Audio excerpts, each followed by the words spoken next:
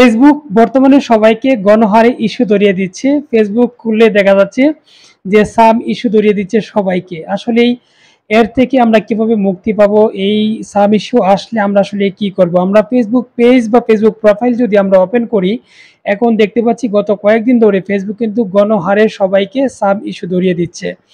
আসলে এটা ধরিয়ে দেওয়ার কারণ কি?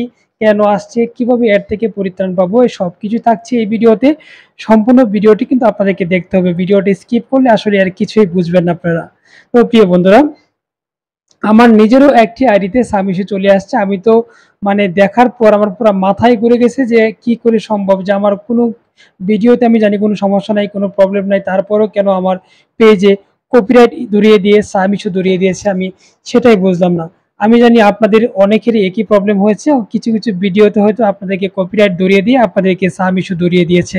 তো অনেকে চিন্তা করছেন এখন কি করবেন?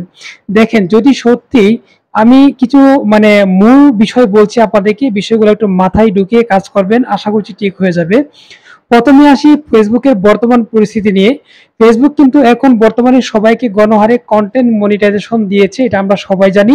এই কন্টেন্ট মনিটাইজেশন এমন পার্সনকেও দিয়েছে যারা ফেসবুকে কাজ করছে না, না করেও কিন্তু তারা কন্টেন্ট মনিটাইজেশন পেয়ে গেছে।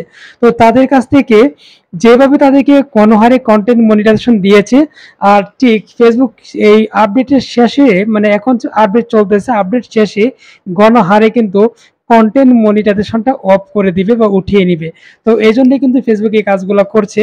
এটা হচ্ছে প্রথম কথা।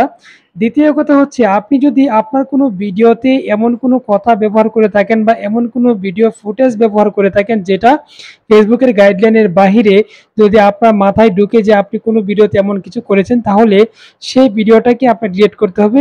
দেখে দেখে খুঁজে খুঁজে সেই সব ভিডিওকে আপনার ডিলিট করে দিতে হবে। তবে ডিলিট করে তারপর ফেসবুকে আবেদন করলে হয়তো এটার সমাধান আসতে পারে।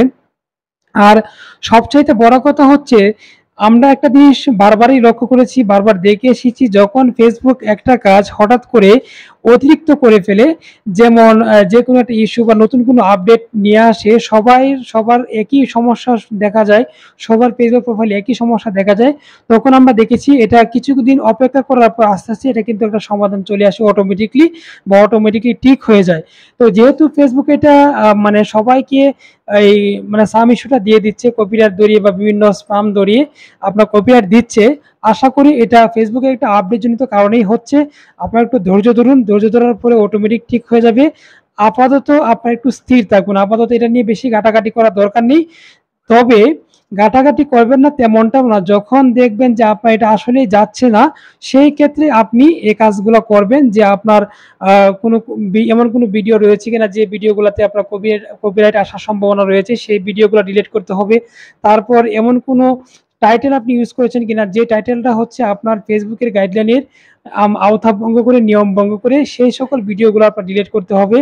এমন কোনো ছবি পোস্ট করেছেন কিনা যে ছবিটি বারবার পোস্ট করেছেন বা ছবিটিতে এমন কিছু রয়েছে যা ফেসবুকের গাইডলাইনের বাইরে, সেই সকল ছবিগুলো ডিলিট করে তারপর ফেসবুকের কাছে নিয়ম অনুযায়ী আবেদন করতে হবে। আশা করছি ঠিক হয়ে যাবে।